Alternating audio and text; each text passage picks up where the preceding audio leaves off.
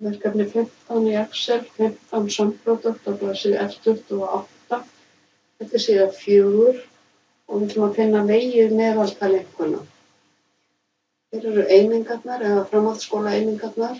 Svo sjáum við 3 einingar, 2, svo framvegis. Þannig að hér er ekki raunhæft að reikna út meðaltal bara average. Þetta ætlum að finna fjölda eininga.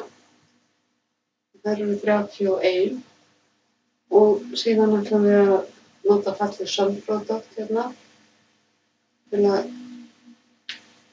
margfalda saman fjöldan og einkunnirnar. Hérna þurfum við að deila með fjölda einingana, þannig að við smellum hér. Þetta er B3 til B10 og C3 til C10 deilt með fjölda framhaldsskóla eininga. Þannig að vegið meðaltal er 8,3. Ég ætla að vista.